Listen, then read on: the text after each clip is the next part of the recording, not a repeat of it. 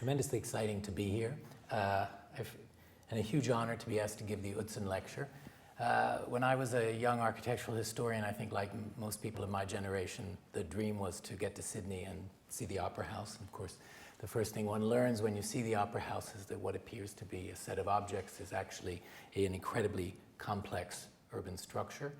And from that, one moved out to discover that Utzon is spectacular, but it's also the tip of the iceberg of a very vibrant architectural culture in Sydney. I had the great privilege of having lunch with Harry Seidler on that occasion, and since then I've developed a wonderful friendship with Penelope. So it's great to come back, see what's going on here, and catch up after 2 decades. The city has changed a lot, but the architectural culture is every bit as vibrant. What I want to talk about tonight is a different city.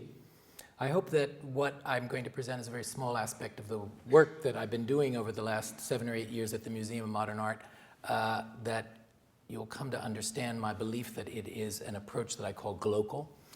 It digs very deeply into the local situation, but I hope that you won't find it New York-centric, but rather immediately relevant. I certainly can't crisscross Sydney Harbor without thinking that some of the effects of climate change that we're already feeling in New York are things that need to be thought about here as well. Certainly opening this morning's newspaper and reading about a country I had actually never heard of before, Kiribati, which is in the Pacific Ocean, which is about to go under, as it were. So I think it's a theme that is very vibrant that I want to turn to in the second half of my lecture. Let me give you a little bit of a roadmap for what I would like to do. I start here with an image from a project that we undertook almost exactly 4 years ago now, called Rising Currents, Projects for New York's Waterfront. And I want to talk about that in the second half of the lecture, not only for its reflections on climate change, but for what I posited there as what I think is a somewhat unexpected role of the museum in relationship to building bridges between the culture of architecture and public at large, and in particularly the culture of architecture and public officials. Before I get there, I'm going to take you on a bit of a Cook's tour of the history of the Architecture and Design Department at MoMA, the oldest department in the world, because I want to show how, and a little bit like a judo partner, I sought there the kind of leverage to use that institution, now in its 9th decade of existence, to leverage greater public positions, not simply for the subjects, but I also think for the practice of architecture. I think of myself very much as a kind of advocate missionary for the profession of architecture, and a profession too that's changing in relationship to the challenges of our time. So I hope in the questions in the end, if that hasn't become clear to you, that you'll ask me to draw that out more fully. I could easily, as I've done over the last 2 years, give a lecture on the deep history that interests me on the theory of exhibiting architecture. Alec mentioned in the introduction the Slade lectures and the Mellon lectures, and those were a historical investigation over the paradox of trying to bring architecture into a museum setting. We all know it's a truism that you can't really exhibit architecture. Architecture is on permanent display in the streets, in the public realm. So why even attempt to exhibit architecture? I've become fascinated as a historian with the fact that once I can trace the genesis of this activity, even though it's almost always an impossibility, represented here by 2 images that might bracket that history.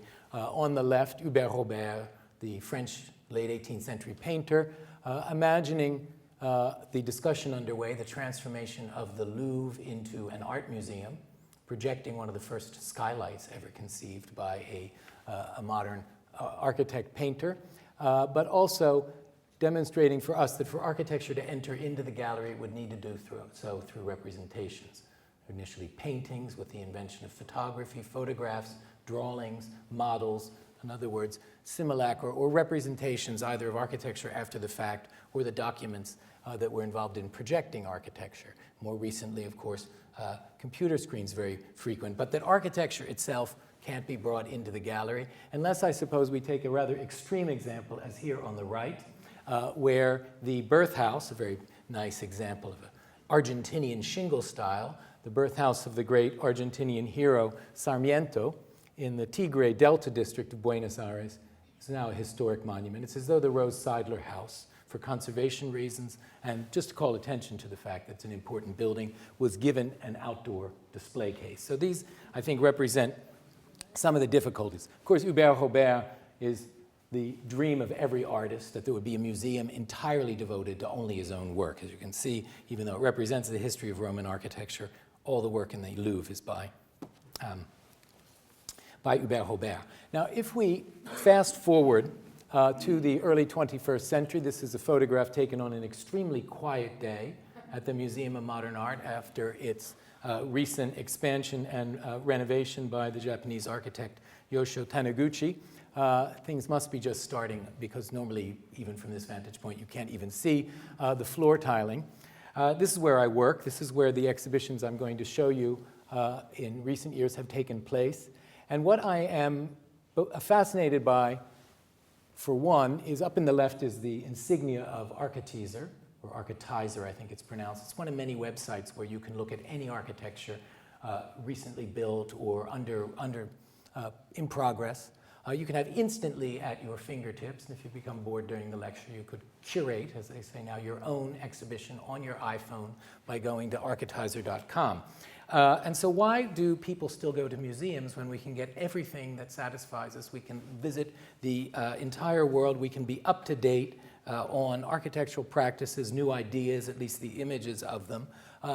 How is it that the museum still remains to this day one of the most popular places to go? That museums like MoMA, in fact, have problems of crowd control. I was here at the Art Gallery of New South Wales, obviously to see a famous portrait the other day, and many, many people are there as well. So without going into trying to solve the question of why are people still so attracted to museums, why are museums in the end one of the last reserves of public interaction in the internet age?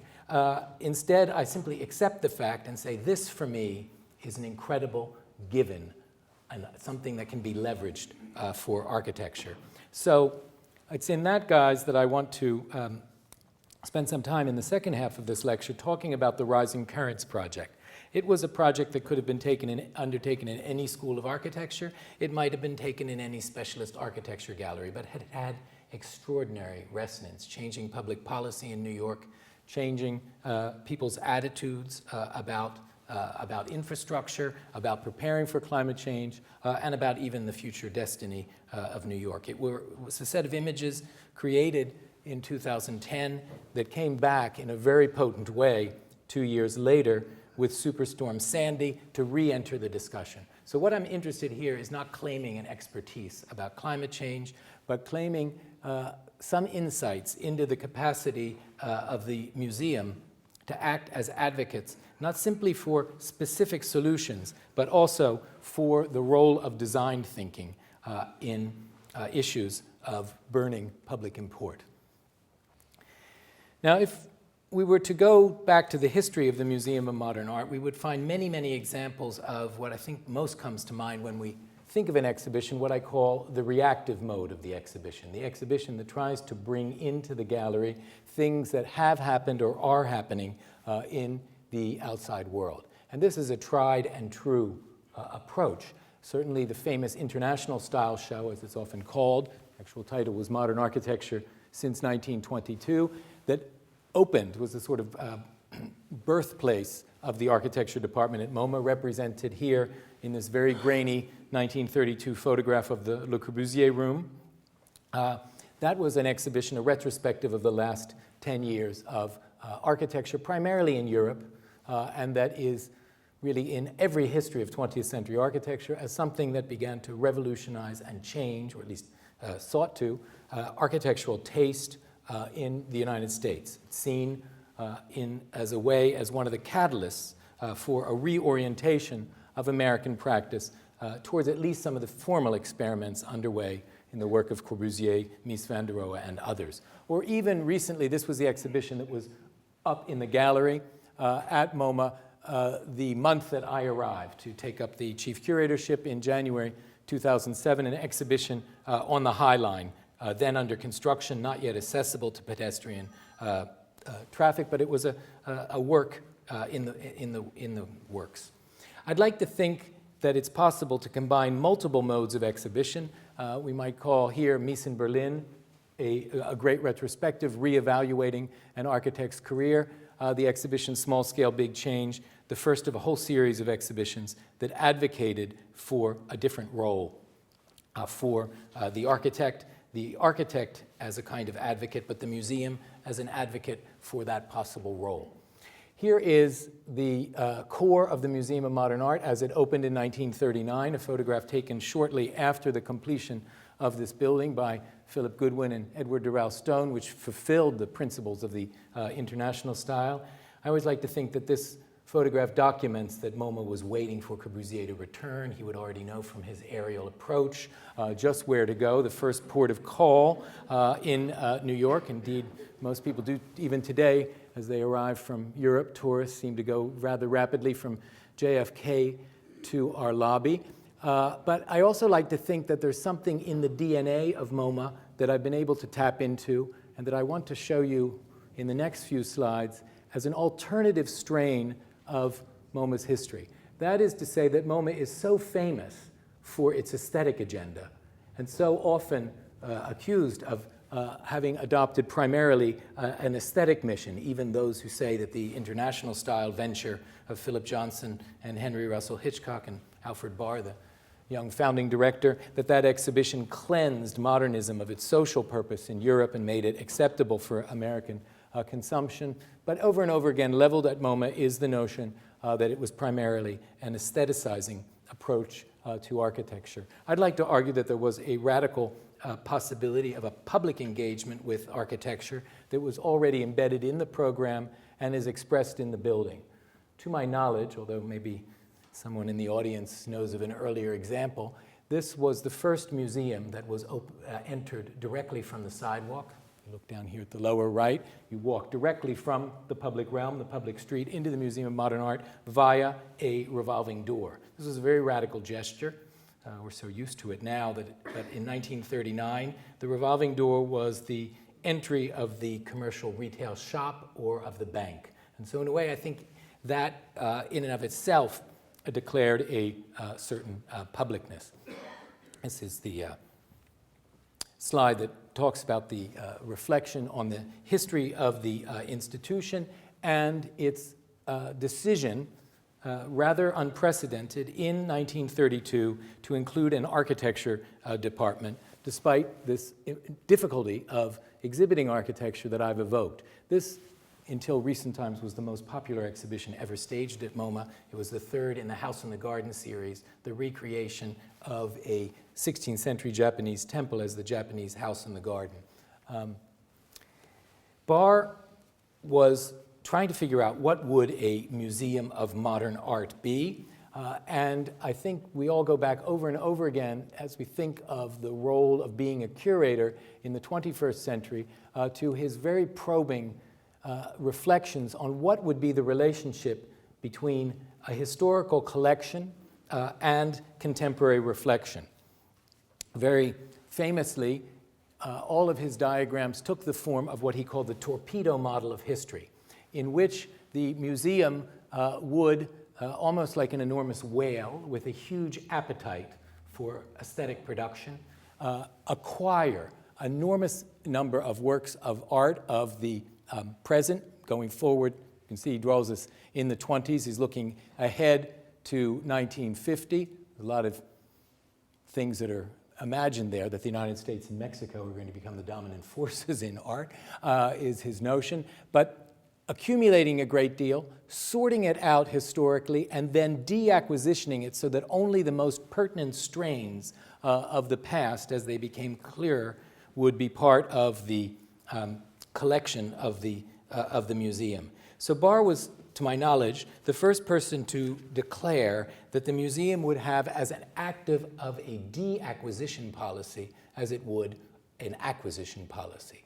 In other words, a great deal of work was going to fall away as it became clear what mattered and what didn't.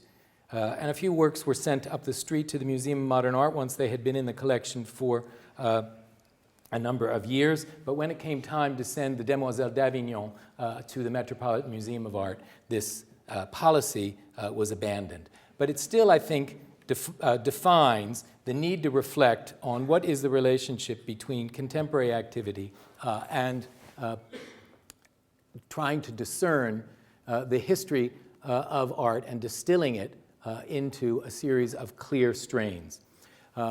This, I can never resist showing, is known to all art historians. I think of it as an art historian's dream of what you would get at the optician's office. And they'd say, you need a new prescription. Can you see as far as purism? If your eyes are clear, you will realize that modern architecture is the distillation of three things: purism, de Stael, and neoplasticism, and Bauhaus, and that it was consolidated around 1925-26 with Corbusier and Mies as key projects. That was the position of the museum for many years, that modern architecture had come into a perfected moment in the 1920s. So this is the history that we know, having at least sketched it in, I hope mostly jogging your memory from textbooks. I just want to now make that story much more complicated. And I want to unearth my heroes, who are not principally Hitchcock or Philip Johnson, whose name I carried as part of my title until quite recently, but a figure much less well known in the history of architecture, although extremely well known in the history of housing. We'll see her in a moment.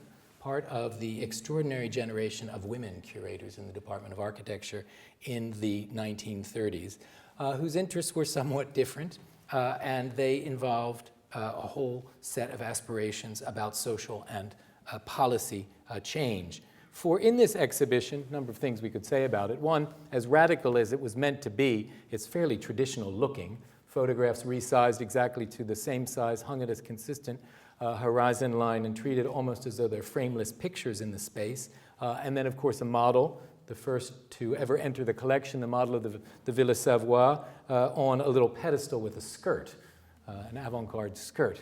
Or the Bauhaus room here, the Gropius room. How unradical that was in terms of thinking of an architecture exhibition as something that might involve a different environmental design, that an architectural exhibition itself needs to be an active design and not simply an emulation of a painting and sculpture exhibition. If we look at the exact same model as it was exhibited by Herbert Bayer in 1930 in the so-called Bauhaus exhibition in Paris, where Bayer thought about a kind of wraparound cone of vision for deploying these representations in a very, very dynamic, exciting, and immersive way. It would take some time before MoMA began to respond to that. Indeed, it would take the arrival of Herbert Bayer as an emigre from the Bauhaus here installing the last exhibition before MoMA's new building was opened on the left hand of each screen, the 1938 Bauhaus exhibition in the shopping concourse of the then brand new Rockefeller Center, filled with all sorts of very interesting design techniques. So one is the conservatism of the design in the presentation of that show, something of a myth already, and one that I think points to the necessity of an architecture exhibition as defining a different way of installing, define its own language, as it were, and to deploy its own ethos. And we're going to see that emerging more and more, and I will make a few comments as well about the way that I've set out to design the exhibitions that I've been involved in initiating. Equally less well known, particularly in architectural culture, is the last room of the 1932 exhibition, which was curated by Louis Mumford and of the very young Catherine Bauer, and it was a plea for housing reform. And here was juxtaposed pictures on the wall of exactly the same size as the things you were meant to admire in the first room, the new architecture of Europe, but this were pictures of the slums of New York and the way that people lived, compared to a brand new housing estate in Germany, one of these famous Siedlungen. It was indeed in the international style, but the argument shifted radically in this last room. And this was the work of this remarkable person, Catherine Bauer. You see her here at the Museum of Modern Art. It always reminds me that MoMA elicits retrospectively, so much fear and loathing that or respect. But the notion that MoMA was always a big, powerful institution, I think seeing that very young face reminds us that the museum was something of a fledgling affair still in the early 1930s, particularly in the Depression, when Philip Johnson stopped paying the salaries of the department as he went off for his political dalliances, and that almost no one who was involved with these early exhibitions was over the age of 31. So for the students in the room, I hope it's an inspiration of how you can affect change and put brilliant ideas on display, even at a very young age. Her book, Modern Housing, is extremely famous in the history of housing.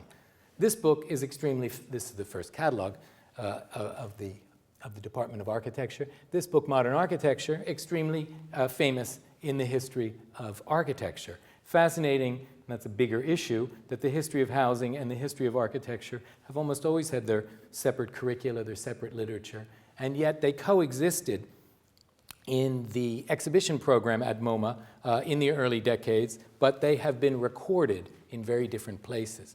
The exhibition even included a model of this project by the Swiss émigré architect Lescaz for new modern housing on the Lower East Side, one of the densest neighborhoods, immigrant neighborhoods of New York City in the early 30s at Christie and Forsyth Streets, and tours led by Bauer and Mumford, where city officials were brought to look at this project and essentially were lectured to by the curators on the advantages of it, not only the architectural style, but also the site planning and the entire urban implications of this project. So there, could say, the first evidence of this advocacy approach that so interests me and that I look back to as a tradition that I've tried to expand. Just a few more notes on that, and then I'll bring us up into the present. This is Bauer and Mumford's own exhibition of 1934, the housing exhibit of the city of New York. It used super graphics to completely transform the scale of the museum space. And interesting to think, you can already see it if you look up at the moldings there at the top of my photograph, where these exhibitions took place, because long before the insights brought to us by institutional critique, let's say the work of Hans Haacke and others in the 60s and 70s, I think that the relationship between the institutional frame and the exhibition is extremely important. How many people recall that the International Style exhibition took place in the Neo-Renaissance skyscraper that you see on the left? So you can imagine the shock after you admired kind of Chambord or Blois, goes to 57th and 5th, to walk in and see this architecture stripped of ornament, completely white. That manifesto in that particular frame. Or that 2 years later, when the museum moved to these residential mansions that had only recently been abandoned by the families who lived there, the Rockefellers were near neighbors on this 53rd Street, on 54th Street, that they would walk into the front door of the third house here on the right, up a flight of steps, and into the housing exhibition, which included in the back galleries a bifurcation where you could go on the left, you can just slightly see into it, into a transported slum living room kitchen from East 86th Street. So a building that was in demolition, but a slum dwelling that was taken to one of the most fashionable neighborhoods of New York. Or turning right, you could go into a model room of the way that people ought to live. An interior from the projected Christie Forsyth housing, complete with type of furniture that was very difficult to find, tubular steel furniture, and a small library, because this is obviously going to be a very literate family, who had a copy of both modern housing and modern architecture. In fact, they only had books published by the Museum of Modern Art in their flat. And then there were areas of extraordinary statistics blown up. We don't need to wait for Rem Koolhaas to design information in a dramatic way. And then they would leave through a fake real estate office where they could sit down and talk with either a bank or a mortgage counselor. Remember, we are in the middle of the Depression, about housing options. So really quite an absolutely extraordinary breaking of the boundary between street and reality, between the museum and the idea of aesthetic suspension. So these lesser-known exhibitions have been, for me, a real inspiration. And one can trace it, at least episodically, through the entire history of the Museum of Modern Art department, now entering, I think it's 82nd or 83rd year of existence. After the Second World War, a lot of activity on housing, attempting to keep the federal government's investment in prefabrication experiments underway, what had been done for wartime housing, and the threat after 45 that the federal government would disinvest from the housing sector. Exhibitions that were talking about community planning, very much inspired by the Regional Plan Association. And then even an experiment with trying to change both taste and domestic living through the House in the Garden series, where full-scale houses and domestic environments were meant to propose an alternative to the New England colonial revival developer's house. So that Marcel Breuer was invited in 1948, 1949 to build the first of these, the House in the Museum Garden.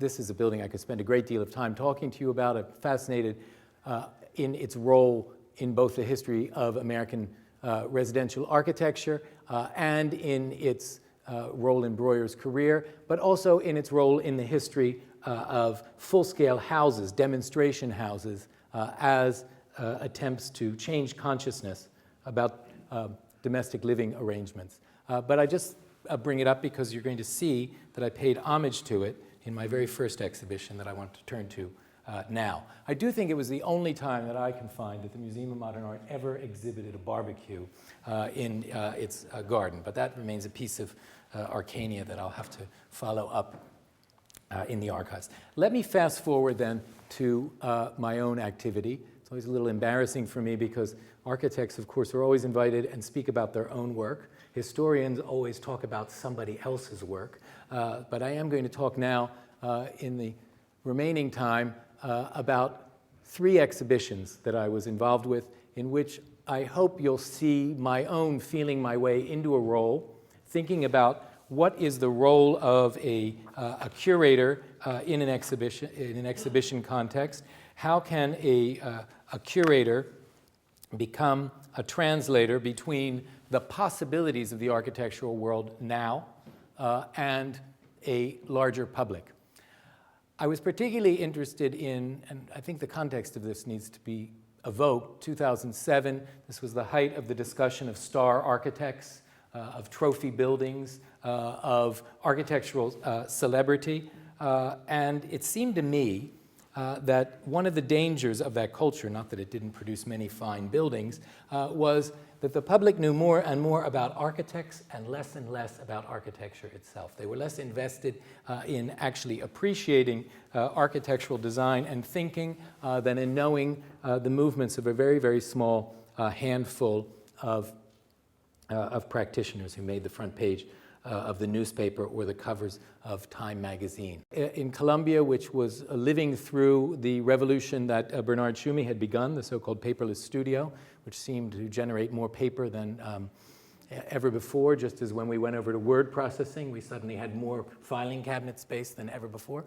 But that had evolved, particularly with the arrival of Mark Wigley, into experiments with digital fabrication. And I was fascinated by the parametric revolution that many were celebrating at the moment in 2 respects. One was that it had brought back onto the table the question of the relationship between architecture and off-site factory production, and along with it, the notion of an architecture of repeatable objects, even if the notion was that the new paradigm of mass customization had completely displaced the old failed modernist paradigm of mass standardization. And at the same time, particularly what we call in the US the shelter magazines, led by Dwell, were filled with projects of young architects doing neo mid-century modern panel system prefabrication. And I wondered how it was that 2 sectors of the architectural world were involved in something that had similar logistical issues, similar issues about authorship, similar relationships to industry and to fabrication, but that they had very little to say to one another. They didn't go to the same conferences, they didn't read the same magazines, they didn't look at one another's projects, and I thought from the architectural point of view, it would be interesting to engineer a conversation between those two sectors of the architectural world as I saw it in 2007, 2008. And I also thought it was very interesting, because I always am a historian, I'm very interested in the notion that history is a two-way street, which is to say that each new change in experiments brings with it the possibility of looking at the historical past in a very, very different way. So I do believe that the past continually rewrites what we can know about, the present completely rewrites what we can know about the past, and therefore I have never seen my activity of new views of historical chapters as antithetical to my fascination with putting on display cutting-edge current architectural work. Quite specifically, in this case, I wanted to present a history of prefabrication, because suddenly many projects that had been dismissed as useless, Buckminster Fuller, for instance, were filled with ideas that were relevant again, now that people thought a paradigm shift had made it possible to go directly from the computer to the factory. So remembering, all of that's very abstract. It has nothing to do, per se, with the title of this show, Home Delivery, Fabricating the Modern Dwelling, in which I invited 8 architects to send in full-scale projects. 5 architects to either send a prototype of a prefabricated house or to develop a new one to be exhibited in a parking lot. This is now the site for New York's Jean Nouvel building that's about to go up, one of the tallest buildings in the city. You've probably been following much of the controversy around this in the newspaper with the MoMA expansion. That was that site before the announcement of the expansion, which I hoped for a number of years could be an outdoor architecture gallery. And therefore, I wanted immediately to pay homage to the success of the house in the garden. And so 5 of these were delivered to the site, and then 4 parametrically designed walls as fragments of possible new and future architectures. The key point here was that unlike, say, the stylistic shows of Hitchcock and Johnson, I was not determining a new stylistic idiom. Rather, I was interested in the enormous diversity of approaches that looked towards the factory production of replicable architectural types and the experiments that followed. So what I wanted to put on display was a group of objects, both historically and contemporarily, that had as a common ground not the way they looked, but the way they came into being. And along with that, therefore, I wanted to actually make the process of how does an architect or designer think when they're thinking not of something that will be built in a traditional way, but something that will engage factory production. What kind of design activity goes on there? And so I began to think, how could I create an exhibition that was about these extraordinary processes, where the thinking and the process itself was the display as much as the final object. Historically, as you can see just beginning to appear there, we used a lot of film to demonstrate that. But the most engaging part, and the one with consequences for what I want to dwell on now in my remaining time, the climate change workshop, was the putting on display of the process itself. And this took 2 forms. One was that the outdoor art gallery was actually made a spectacle of assembly. I should say, since I'm here in Australia, that the show was bracketed beginning and end, the very first building in the historical part, and the very most, let's say, formally inventive of the buildings outside were both Australian.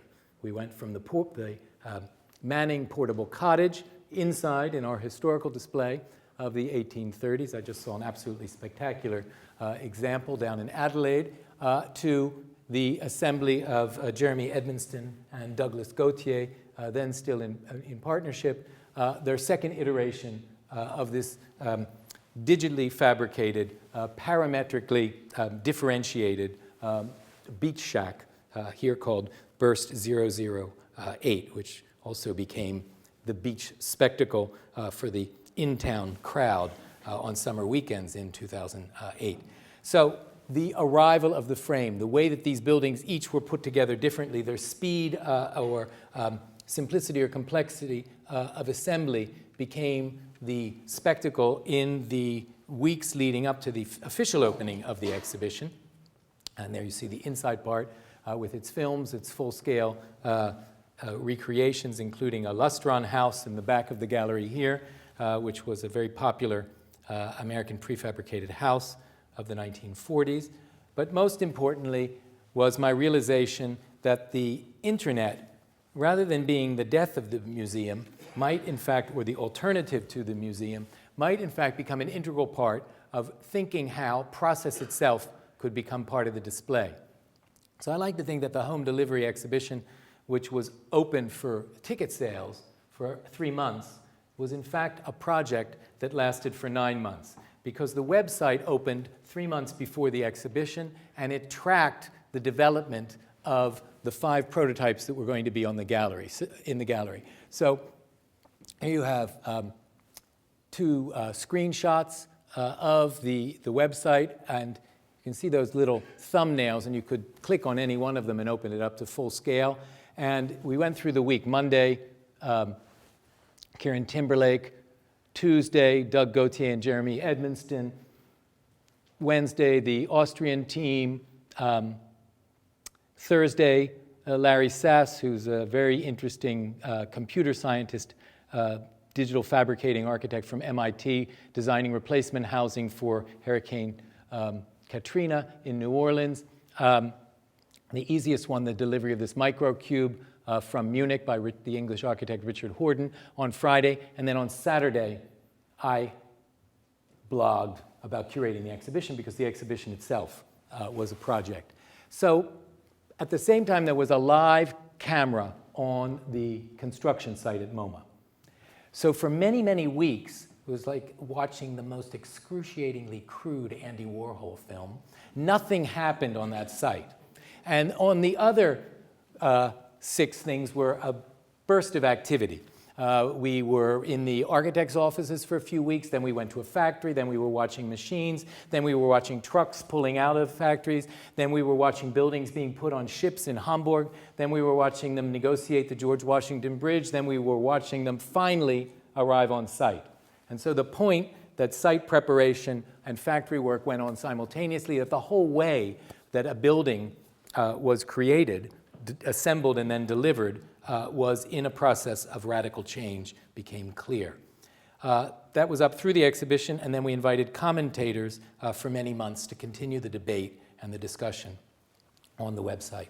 So let me turn to this project that started off as a simple conversation between me and a group of friends, but professionals who had undertaken an extraordinary study, talking about the engineer Guy Nordenson, the landscape designer Catherine Sievert, and the architect Adam Urinsky. And they had published a book that I'll show you in a moment called On the Water, in which they said in the aftermath of Katrina that American cities were going to have to rely not exclusively on the cement, concrete, and heavy engineering hard infrastructure obsessions of the United States Army Corps of Engineers, but that extraordinary percentage of the urban population in America, and by extension across the globe, that live in floodable areas, were going to need to develop a much richer palette of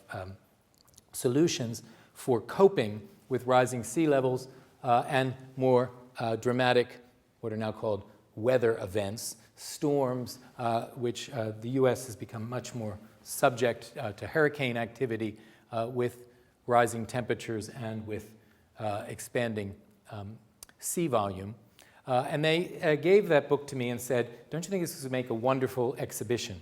I had just been to the Venice Biennale, the one done by Ricky Burdett, which was kind of information design taken to its ultimate. And I said, I don't want to join the school of information design in the gallery. This is background information, and the department is really dedicated to making architecture, not simply providing information about background to architecture. He said, well, what if we got architects from the Netherlands and from Singapore to design solutions for New York, and we put those on display along with my background data. A conversation was taking place in September 2008 as the economy was melting down. And within a few weeks, architectural offices that we were tracking as interesting rising young practices were laying off half of their staff. I thought New York is going to be flooded with people trying to make alternative careers, perhaps in web design. Maybe we can keep them for a few more months in architecture, and maybe we can give them a task that will be something different than they've had before. And I said to Guy and his friends, you know, I think we did the Dutch can do it better back in 1932 with JJP out in the international style. What if we put the challenge to people here and see what happens? And so out of that was born the idea that we named Rising Currents projects for New York's waterfront for two reasons. It was both about rising sea levels, but it was about a new generation who might like to work in a new mode and with new questions, but also with new interdisciplinary possibilities. This is the context. America still in the aftershock of one of its most beloved cities, New Orleans, being about 2/5 underwater in the fall of 2005, and then from that, realizing that we were part of a global situation. This is the Maldives advertising for a new location for their country. This is Mozambique appointing a new ministerial appointment in climate change. And so this is the On the Water study and manifesto with all of its weather information about changing storms and its critique of two things. First of all, as you can see, New York City, unlike Sydney, only occupies one side of its harbor. The other side is New Jersey. If you've ever been in the subway in New York, you don't know that New Jersey exists because it's just left blank on the left side. So we don't pay much attention to it, but it's actually part of any understanding ecologically that we're going to have to absorb, as it were, if we want to confront a regional approach to rising sea level. And so even the evacuation plan only refers to those who live in the metropolis. The U.S. Army Corps of Engineers was studying the Thames Barrier, looking to London for solutions, and these were the argument over where storm barriers would go. Guy's proposal was twofold. One, it was that we needed to think not just of hard infrastructure, but of soft infrastructure to understand a whole new palette of thinking about rising sea levels, but of understanding the relationship to water and land. He wanted me to put a Canaletto painting, but that would have tripled the price of the exhibition because he thought Venice and its ability to deal with the water and absorb some of it was a model for a city that might, as you can see as he's proposing here, be as focused on thinking of its center as the Great Harbor as it is currently on Central Park. But that harbor will need to change radically. Here is his proposal for creating artificial islands. And he began to train us to think about a whole new relationship to the water. This water, many people forget in New York that we actually are a harbor. It's not as dramatically visible from most places as it is so prominent in Sydney. But he began to make us understand that the sea floor that we couldn't see was a vital part of any future for the city, but also a way of designing. And we came up with the idea, therefore, of bringing together into dream teams architects, landscape designers, ecologists, hydrologists, and invited people to come, not to bring the 10 unemployed people in their office, but to create a dream interdisciplinary team of the type that they might love to work with on a project, but rarely had the chance. And it began to occur to me that what the museum could do was to create conditions for asking and then working through architectural problems in a way that most people had not known since they'd left university, and in a way that the market or the competition system or even public tenders rarely offers to practitioners. So Guy began to tell us that what we needed to do was to find ways to change the sea level, make it rough and resistant again, and to break storm velocity. Here's a proposal for recycling disused New York City subway cars as storm surge cutters, understanding that certain streets might need to be floodable under certain conditions and just to be lived with. Klaus Biesenbach, the director of MoMA PS1, confided to me right at about that same time that they didn't have the budget to keep all the galleries open, and that they would I look at a plan with him and figure out which doors could be closed, and people wouldn't really realize that the museum had just shrunk with the financial crisis. I said, how about I take over those former classrooms and those spaces and install my interdisciplinary teams and have them do their work in public view. And so PS1, which of course is a disused schoolhouse, became not only a contemporary art center, but an open architectural school. This open to the public. Now this might not seem so startling to you because you all work in a school environment and you all know the vibrant exchanges that take place, the habits. You know, being an architecture student is actually one of the scariest things if you're not an architecture student, because you're always pinning your work up. Other people are criticizing it. Why don't you do this? You have these incredibly frank discussions that are catalysts for your own creative development and for really testing your ideas. But that is never seen by the public. Many people in the public think architects are either high-style stylists or often thought of as arrogant, wanting to impose their own will. They don't have any access to the extraordinary collaborative and discursive method through which architectural projects are developed. So we thought it'd be very interesting to see if we could put that process on display. We carved New York City's harbor and adjacent New Jersey into 5 zones, and we invited 5 teams, 0 through 4, to take up one and to think about it.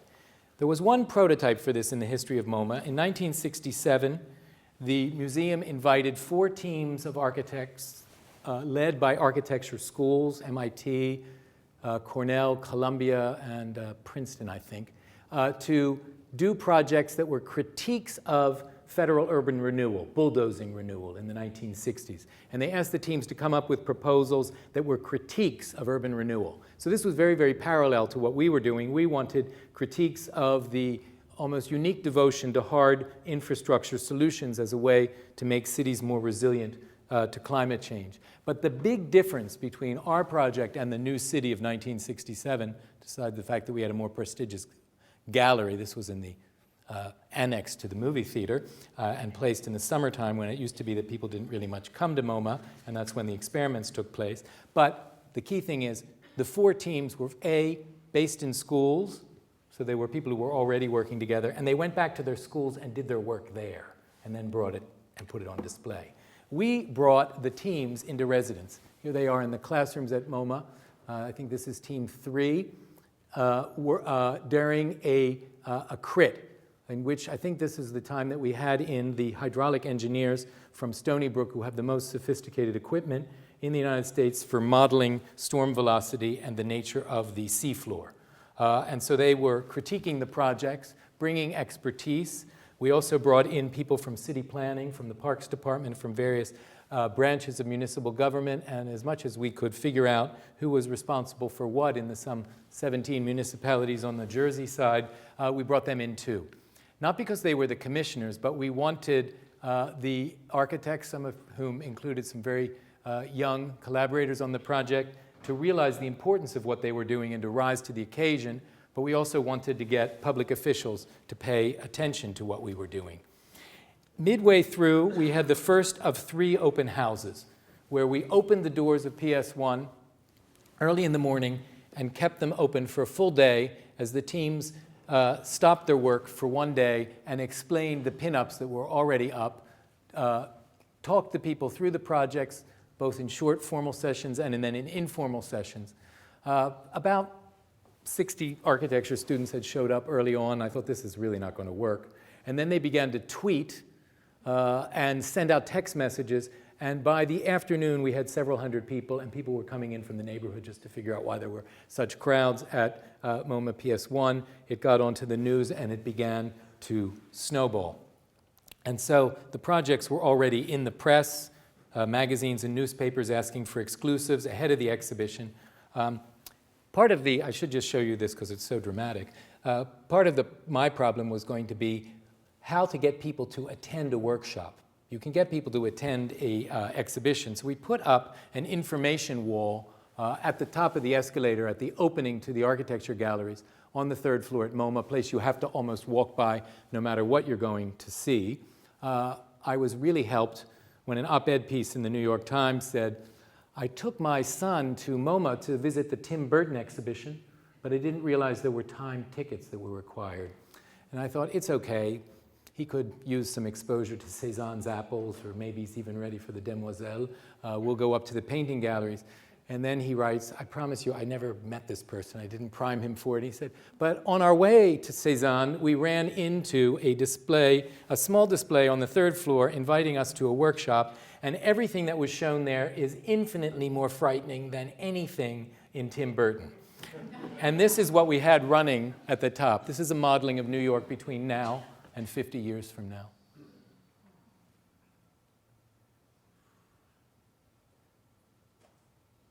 One person came out of the exhibition once we mounted it about 6 weeks after this dramatic invitation to think about the future of New York, and I overheard her saying to her friend, well, I don't think I have enough time for that exhibition. There's too much to absorb. And I was right behind her, and I said, could I just interrupt you? I'm the curator. You got the main point. So here are the 5 teams. Here's the end result of the exhibition. But again, the exhibition, in a sense, as beautifully as it turned out, was only a part of the process. We carved the table into 5 equal-sized areas. That was like trying to design the Vietnam conference table in Paris, figuring out who got which corner. And each person got a part of the wall wrapping around the corner, since there were 5 projects to fit into a square room. So we were designing the exhibition, or at least I was, alongside with the projects being designed. And about midway through, I said, I think I have inadvertently defined a new activity. Not only the curator as advocate, but a new type of curatorship, which I think we'll call extreme sports curatorship, where you have given grants to 5 groups of people, you've put them on public view and public display, and I suddenly realized, I don't know what I've committed to exhibit. This is very different from going out in the world and saying, I admire this, I admire this, I admire this, that I had made a commitment. Nobody let me down. It was an extraordinary exhibit. MoMA put the pressure high for them, and they rose to the occasion. I wish that the lecture was enough to speak in depth about the projects, because they are an incredible encyclopedia of innovative and often fresh thinking, not only about specific sites, but more generally about dealing with seaside conditions in highly urbanized areas.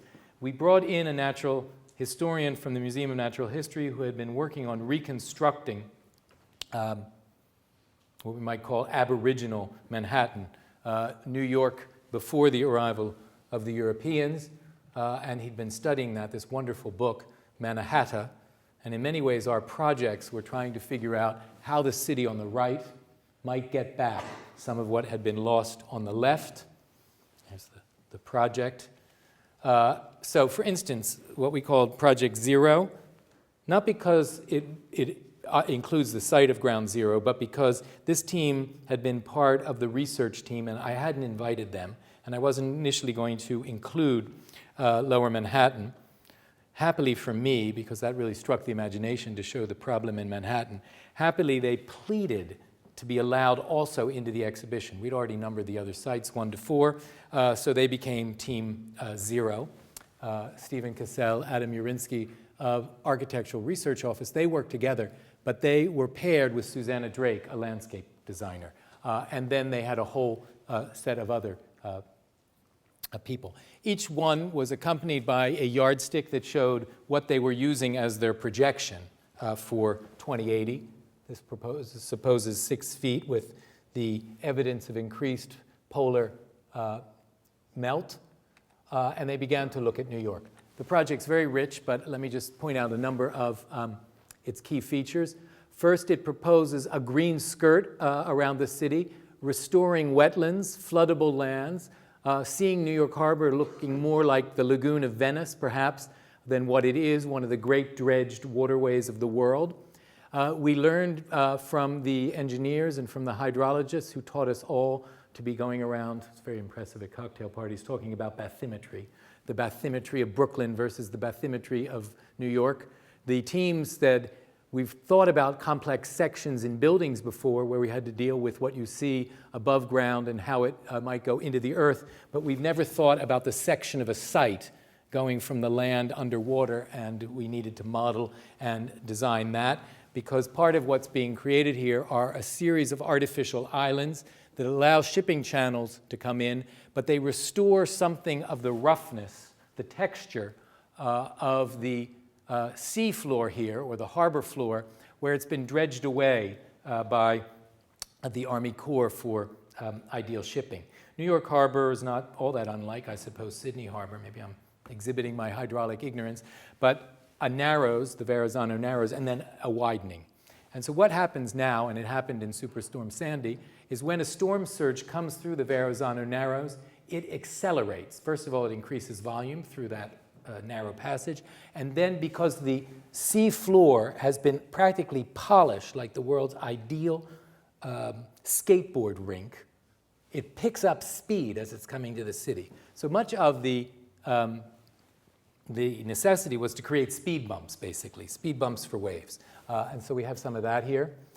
The problem of a storm is, of course, the water is not only rising, and Superstorm Sandy hit at high tide, full moon, the worst possible scenario, but also the torrential downpour of rain running on the streets, which, like those sea floors, now become accelerators and cannot absorb. So the team spent a great deal of time proposing how progressively Lower Manhattan, as a prototype, might have its streets completely redesigned in surface and in section to become almost like coffee filters, sort of Swift's method, decaffeination, I suppose, there.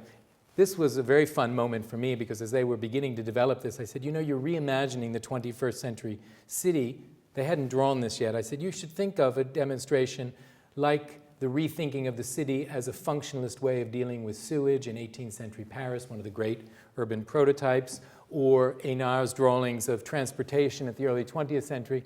You are making the early 21st century city, developed in counterpoint and discussion with everyone who was traipsing through. Here's the proposal for creating a park that can flood along the East River, and their project went on and on.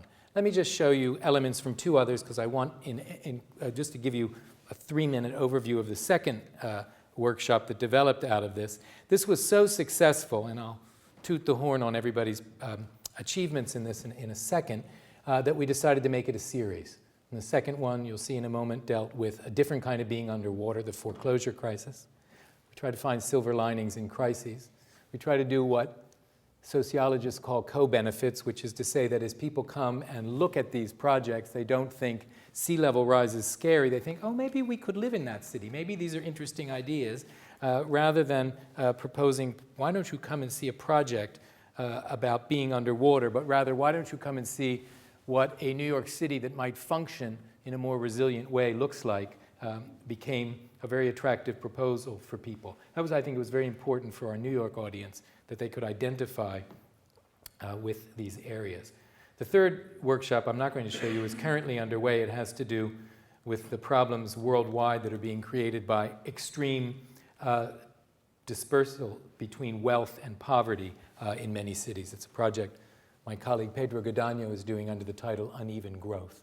So this is Project 2, to go back to Rising Currents, by the architect Matthew Baird and a team that he had assembled for this, including, again, landscapists and ecologists, and also petroleum specialists, because he took on the site that you can see here in the middle of the image, which is in Bayonne, New Jersey. If you've ever landed in New York at Newark Airport, you've flown over this area, which is one of the lowest lying areas in the New York harbor, and therefore, rather illogically, but I suppose for shipping purposes it made sense, it has one of the largest oil storage and refinery facilities anywhere on the East Coast. This is an ecological disaster in the making when this goes underwater. Too low, really, simply to be allowed to absorb. And so Matthew and his team proposed to create an enormous berm, which will become a kind of Sydney raised ridge with a walkway and bicycle path along it to protect the refinery, which ultimately they imagine will be becoming some kind of biofuel plant. But the most interesting thing is on this disused pier, one of the largest piers in New York Harbor. It's the same dimensions as Central Park, to give you some sense of the scale of that pier. It has a disused warehouse facility at the end, and they proposed to turn that into a glass recycling factory so that they would send, here's their modeling of it, they would send to this factory all of the glass that's picked up on Friday mornings in New York, and it would be recycled into glass jacks that would be thrown into the low-lying water around to form kind of artificial coral reefs that would increase biodiversity and also create a more wave-breaking, velocity-breaking floor. This is the most beautiful rendered of the projects and one of the most extraordinary, also for New Jersey, by the team largely out of Princeton of LTL Architects. These exquisite renderings, imagining that New Jersey, a little bit up from Bayonne, directly across from New York, here we are behind the Statue of Liberty. Almost all of that land, here's their site analysis, is in fact land that was landfill in the 19th and early 20th century for the arrival of the railroads that are no longer functioning there. One of the things that we were learning, besides absorption through wetlands and wetland restoration, was that the Army Corps of Engineers tends to iron out the coastline and make it into beautiful straight concrete lines, but that in fact what you want is almost fractally the most complex line possible. And so here the increase by many-fold of the sea level through a process of cutting, covering, and moving to create an area that might partially flood and then reappear for a whole new set of activities in the harbor, everything from aquaculture to recreation to an ecological education center they imagined as they also programmed this site rather beautifully. Let me just show you my favorite, and then one project, if you'll bear with me, from Foreclosed. This is the only team that was led by a landscape designer, and you'll see very much the rendering style and the whole presentation is quite different from the architect's projects. This is the charismatic and brilliant Kate Orff, very young landscape designer, who was given probably the worst site possible. You see it, the light area. This is the Gowanus Canal in Brooklyn, an old shipping canal that regularized in the early 20th century. It was a natural feature, which you can see it on the marine map. It's the area just in the bottom right here. And she also had the Buttermilk Channel between Governor's Island and Brooklyn, which is a shipping passage. Here's her panorama of changing that area. Her process is amazing.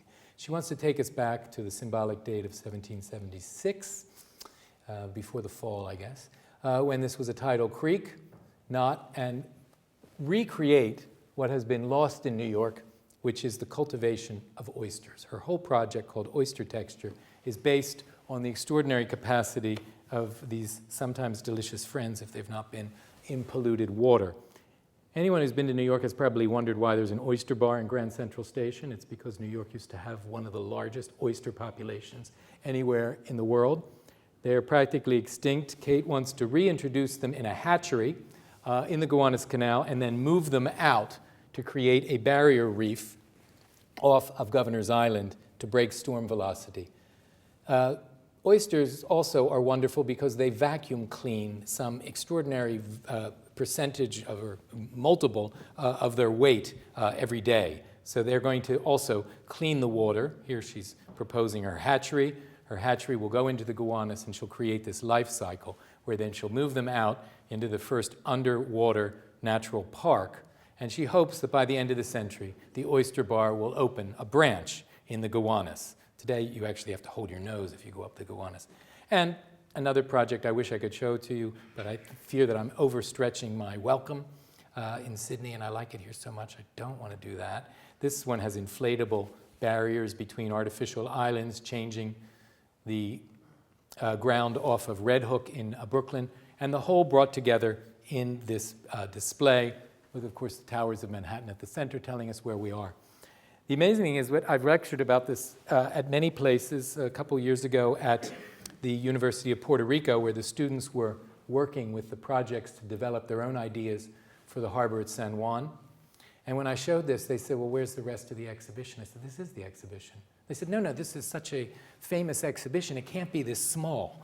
And I found that enormously gratifying to think that this small exhibition, but thought of in the expanded field of the open warehouse, and of course the website in which we asked a whole range of experts to comment and trace the progress, and then opened up a forum for debate that continued the work, and then ultimately we published it.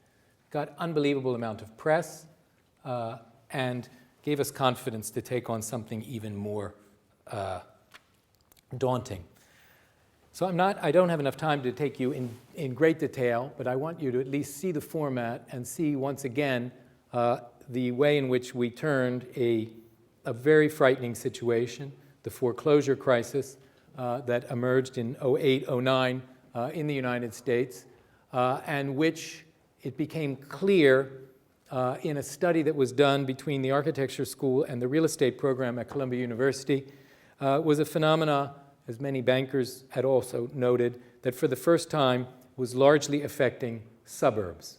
And we came to realize, here's the research being given by my colleague Reinhold Martin at the launch event, and what we wanted to do was focus people on this first ring of old suburbia, which in many American cities is the area currently of the greatest poverty, the greatest rate of bank foreclosures on properties, and often even the place of brand new immigration. This is an extraordinary 21st century phenomenon that new immigrants to the United States more and more go directly to what we would have thought of previously as suburbia. It seemed to me when the temporary slowdown of building and of urbanization would be over, that it would be really extraordinary if we could refocus attention on that decayed ring of inner suburbia rather than sprawling out into new rings. So we chose, based on foreclosure rates, 5 places across the country, 5 interdisciplinary teams led by 5 architectural offices that you see listed here to work on those sites. We staged a debate to launch the research, and we put next to one another, probably rare that this would ever happen, Ellen Dunham Jones from the Congress of New Urbanism and Michael Sorkin, 2 people who would never either, would certainly never read the same journals, would never write in them either. And we staged a debate on this. We then got the architects to begin to tell the public what they were hoping for and to invite them to the workshops. Work got underway. People moved again into MoMA PS1. By this point, we needed chairs to deal with the number of people who were coming through in the open houses. And we invited, and much to our astonishment, here's Andrew Zago explaining his project, much to our astonishment, at the final open house, the then Secretary of Housing and Urban Development, Sean Donovan, came to examine the projects, talk to the teams, and then offer ad lib his responses to what he had seen, and we hoped what he might take back to thinking about some of his programs, which he was then launching in HUD in Washington. Here's Jeannie Gang explaining her project in Cicero, Illinois, and then indeed he even contributed to the workshop in the move over from the workshop phase to the exhibition. Here's the embassy for thinking about inner ring suburb renewal, foreclosed, rehousing the American dream. Great difficulty at MoMA with its high production values is how to keep a workshop environment into the galleries. My only hope, they do everything so impeccably beautifully at MoMA, was to use sawhorses. Of course, they had to be the best sawhorses possible, but anyway, we managed. And this was bringing together the projects. This gallery was crowded all the time. MoMA has a terrible habit of photographing its exhibitions empty. And so the fact that this little room was visited by nearly 500,000 people in 3 months who contemplated these projects and the situations that were documented that gave rise to them is not really evident in the photographs. I wish there were time to go into the depth of them. I just want to give you some indication of their experimental nature. Here is Jeannie Gang identifying the site she wanted in Cicero. We gave them all sorts of bank information, planning information. She picked a disused factory and a highly foreclosed working class neighborhood next to the rail lines that go into central Chicago.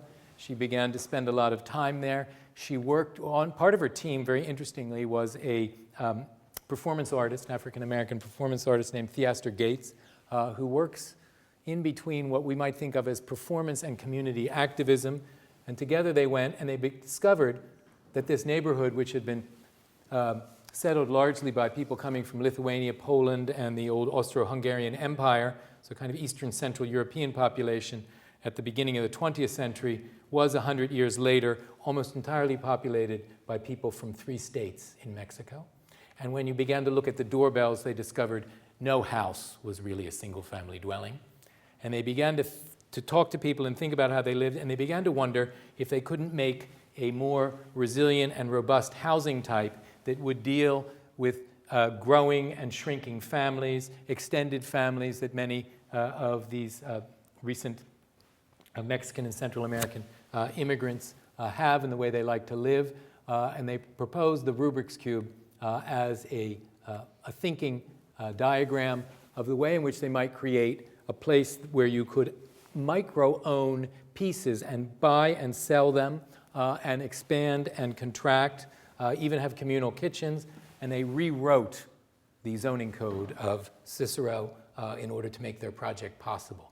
Every one of the teams had legal advisors, economists on them, and they were asked not necessarily to deal with the absolute zoning lines of a particular place, but to think of their project not as something isolated from the banking cycle, from the economic cycle, and from the code cycle. So there's Jeannie's project with this extraordinary recombinant geometry, both in the reused factory, but also in the adjacent houses where she was going to make it possible for garages to become workshops and commercial ideas, and then community gardens for ecological rehab. And I could take you through all of these projects. Andrews was my favorite because he took on a brand new failed subdivision and tried to think how he could use all of the infrastructure that was in place, including the grading and the streets that were laid out, to create a very different both physical and living model out of Rialto, California. Here's this project. There's the site. Here's his proposal to separate pedestrian, kind of Radburn-like pedestrian housing, street traffic, and even to create corridors for wildlife movement through the area. This could be a kangaroo passage here. A very sophisticated analysis, and one that began to deal with blurring and moving to transform what had been inherited into a completely different set of housing types in which houses would merge into multiple dwellings, combine in new duplex ways, and become more flexible without giving up any of the individual property ownership or even property lines that had already been encoded on the site. Very hard to explain this complicated project in a short number of minutes, but you can see the rich amount of information that was available on the wall, in the website, and then on the book that we published. I think there's some copies outside if this intrigues you. Here, fascinating, I think 30 years after Robert Venturi decoding the front yard of the American supersized subdivision and then blurring it through this computer deregistration that then led to his entire formal exercise. Many, many other projects. I think I should stop there. This one by people who came from OMA, the new dean of Columbia Architecture School, for Salem Kaiser, Oregon, in which a very urbanized extension of the existing suburban fabric, complete with an occupiable municipal biofuel factory that was going to take all of the waste, human and garbage, and turn it into energy and also housing at the same time. A lot of, we might call it delirious Oregon going on in this extraordinary project. They get the heated swimming pools because that's what's using the heat from the biofuel plant. And so, there is the plant. And so an extraordinary number of ideas. This project was much more controversial, created a great debate both in our fora but also in the press, and then by extension with the ability to bring this to the attention of elected officials. Fascinatingly, when Sean Donovan appointed in the wake of Superstorm Sandy a series of teams to work along the East Coast to begin to deal with coastal resiliency. Of those teams, 3 of them are populated with people, relatively young architects, who were graduates of Rising Currents. So I think there, in terms of advocacy, unfortunately, it took a major storm disaster to, in a sense, drive home the point and to see very, very rapidly the ability of a small architecture gallery in a notably museum with a great deal of aura and attention to advocate not simply for specific change, but to advocate for a much expanded role of what architects can do, are doing, but allow the public in to see that work underway. Thank you for your patience and for coming out tonight.